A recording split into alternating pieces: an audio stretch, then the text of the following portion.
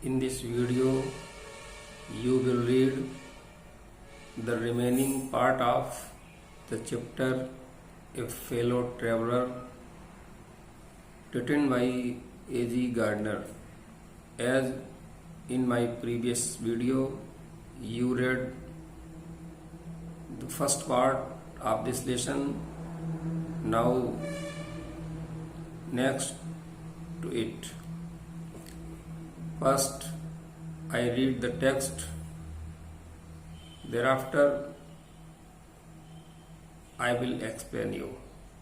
So you will read with me as it is. It was all in vain. He played with me openly and ostentatiously like a skillful matador finishing round an infuriated bull. It was obvious that he was enjoying himself, that it was for this that he had disturbed my repose. He wanted a little sport, and what sport like being chased by this huge lumbering windmill of a creature who tasted so good and seemed so helpless and so stupid. I began to enter into the spirit of the fellow. He was no longer a mere insect. He was developing into a personality, an intelligence that challenged the possession of this compartment with me on equal terms. I felt my heart warming towards him and the sense of superiority fading. How could I feel superior to a creature who was so manifestly my master in the only competition in which we had ever engaged? Why not be magnanimous? Again, magnanimity and mercy were the noblest attributes of man. In the exercise of these high qualities, I could recover my prestige. At present, I was a ridiculous figure, a thing for laughter and derision. By being merciful, I could reassert the moral dignity of man and go back to my corner with honor. I withdraw the sentence of death, I said, returning to my seat. I cannot kill you, but I can deprive you. I do it. The writer says it was of no use. You know that he wanted to kill the mosquito because he has leveled many charges against him. As he was traveling without ticket, he had no license to eat meat of public. He was vagrant and other so many charges. The writer leveled against the mosquito. For this, he was going to kill him. He bore a black cap. That means he is very serious, and he tried to attack lethally, but he could not kill him after all. So he said it was all in vain. That means there was no use of his attack. The writer says the mosquito played with him, challenged him openly, showing that the writer could not harm or do at all against him. Just like as a matador, a fighter against an infuriated bull in the bullfighting, he defended himself skillfully, expertly, as you have seen in a bullfight that a man who is fighting against a bull very expertly and skillfully defends and attacks the bull so that he can win the fight. Likewise, the mosquito also used the same tactics. It was obvious, clear that he was enjoying himself. The writer says, by the behavior of the mosquito, it was very clear that mosquito wanted to enjoy himself, or this is the reason the mosquito had disturbed the peace and repose of the writer. He wanted little sport. What kind of sport? A sport of being chased, as you in the childhood play a game of chase and catch. Likewise, the mosquito also wanted to be chased by the writer, who was a great creature, heavy, lumbering creature, and that game, you can say, merry-go-round, like just windmill of air you have seen sometimes in the form of a storm. So the mosquito wanted that the writer should chase him in round and round way, or this is what the game he wanted to enjoy. The writer says, mosquito also found that there was nothing so tasty in the carriage as the writer was himself for him. And in this game, in this fight, though the writer tried his best, but remained helpless, stupid. If someone had seen him chasing a mosquito, jumping on the seats, adopting the tactics of a cat, certainly would someone call him a stupid. Now the writer has changed his line of thought and said that he began to enter the spirit of the mosquito.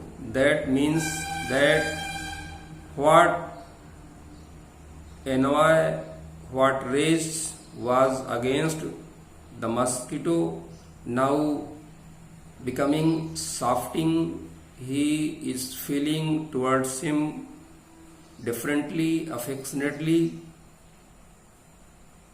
because when he changed his line of thought, so mosquito was no longer an insect for him. The writer began to see the personality of the mosquito, feeling him that he was very intelligent. Really, he was intelligent because he had challenged the possession of that compartment equally. he was not less than the writer at all in the case of getting possession of that compartment. The writer says his heart began to warming, that means he began to feel love towards the mosquito, and till now what he was thinking that a man or the writer was superior to an insect, now that superiority began to go. How could the writer feel superior to an insect, like a creature, like an insect who openly, manifestly has been the champion in the competition in the compartment in which the writer and the mosquito engaged? So the writer says, why not be magnanimous again? Why not be merciful again? Because for him, magnanimity and mercy are the noblest quality of man. Exercising them, a man can be very great, man can be just like God. So why do not apply these high qualities to the mosquito? And what he has lost in the fight, the prestige that he has lost in the fight, could regain his esteem, his respect, exercising these high qualities. Because at present the writer said that he has become a matter of laughter, a matter of fun, so it would be very beneficial to him to be magnanimous and merciful if he wants to get the respect he has lost in the fighting with the mosquito again. So the writer says it is very useful to go back to my seat. As you know that the writer was thinking standing, so when he was chasing and did not come back to his seat in the way he was thinking, so he says that he could go back to his seat with respect, that is very beneficial to him. And he also says that the sentence he has decreed, he has declared, he takes it back, returning to his seat, and he says to the mosquito that he would not kill him at all, he reprieved him, he lessens his sentence, and he does so. Now the second paragraph of this part, I read it. I took up my paper and he came and sat on it. Foolish fellow, I said, you have delivered yourself into my hands. I have but to give this respectable weekly organ of opinion a smack on both the covers, and you are a corpse neatly sandwiched between an article on peace traps and another on the modesty of Mr. Hughes. But I shall not do it.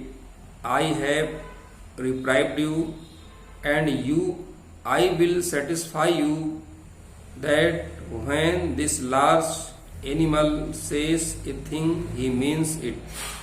Moreover, I no longer desire to kill you through knowing you better, that I have come to feel, shall I say, a sort of affection for you. I fancy that Saint Francis would have called you little brother. I cannot go so far as that in Christian charity and civility. I recognize a more distant relationship. Fortune has made us fellow travelers on this summer night. I have interested you and you have entertained me. The obligation is mutual and it is found on the fundamental fact that we are fellow mortal. The miracle of life in ours is common and its mystery too. I suppose you don't know anything about your journey. I am not sure that I know much about mine. We are really, when you come to think of it, a good deal alike, just apparitions that are and that are not, coming out of the night into the lighted carriage, fluttering about the lamp for a while and going out into the night again, perhaps. Now we will know the meaning of this paragraph. The writer says, when he reprieved, he took back the sentence given on the mosquito. He came back to his seat and seated and started reading his paper again. When he started reading his paper again, the time his fellow traveler, the mosquito, came back and seated on it. The writer said, "Foolish fellow, you have delivered yourself into the writer's hand." This means that the writer saying the mosquito has surrendered himself in the hands of the writer, but this is not fact. The mosquito did not surrender at all, but the writer thinks so. I have to give this respectable weekly organ of opinion a smack on both the covers. The writer says, when the mosquito has handed over to the writer, he has to do only a small task, to smack. Smack means चाटा मारना खुले हाथ से, only to smack the both covers of the paper, and his fellow traveler mosquito very neatly would be converted into a sandwich. You know, a sandwich, which is a kind of slice, a kind of dish in which, like kachori, a masala of a paste that is put into breads we Indian very often use it. So the mosquito would be converted into a sandwich, because when both the covers would meet and the mosquito will have changed into a corpse, a dead body. The organs on those cover, the writer also quoted them. In one page, the organ, organ means topic, which is the part of newspaper. One side organ, one side topic was peace traps, and other side topic on the other page topic was the modesty of Mr. Hughes. Mr. Hughes was an Australian Prime Minister, and between these two organs, these two topics, when the writer would smoke, the mosquito neatly would be converted into just like a kachori which has aloo masala within it. But the writer says he will not do so. He has reprived him, he has pardoned him. When this large animal, that is the writer, says something, he means, so he will not break his promise. He says he will satisfy him what he has said to the mosquito. He would keep it. Through knowing you better, the writer says, knowing the mosquito better, he has come to feel a sort of affection, a kind of love to the mosquito. He says that if he were St. Francis like him, he would call him little brother, but he would not. In Christianity and charity, Mr. St. Francis, so, but he identifies a distant relationship with him. He further says it was their luck, fortune, which made them fellow traveler in the summer night, in which the writer interested the mosquito and the mosquito entertained the writer. So obligations are mutual, are equal. There is no obligation of one on another,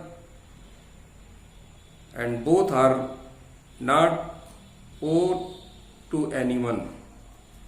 It is found that it is very fundamental fact that both the writer and the mosquito are mortal. Everything which is on earth is to die, has to die. All are mortal, which is physical. So there is a similarity between the writer and the mosquito, because both took birth, both would become young, and both will die. So there is similarity in their coming, in their remaining, and in their going. So none is superior to other. Miracle of life in them is common. Why is it common? Because coming, staying, and going are similar, so it is common. And the mystery of life is also common. None knows from where the life comes and where life goes. Though many try to know, but it is still uncertain. I suppose the writer says, you don't know anything about your journey. It is the supposition of the writer that the mosquito cannot think. This is why he says that mosquito does not know anything about his journey, but he is not sure also about the journey of himself. No man is definite to say what is going with him the next minute. He is also uncertain. So, as the mosquito does not know about himself, likewise, the writer also does not know about himself or his future. He says, really, when you come to think, are equal or just like shadows which are now and which are not now, because they are not stable, they are not permanent, there is no surety of their existence. So this is the reason he says that there is many factors which are common. Mystery of life is common, and both are uncertain about their future. Coming out into the night, the lighted carriage, the writer, when thinking so, the mosquito for a while went out in the summer night, but again came back in the lighted carriage and fluttered about the lamp for short span of time and going again out into the night perhaps. When he was thinking and seeing so, suddenly a voice came from outside the compartment, from the platform, as it is in the text. I read it. Going on tonight, sir, said a voice at the window.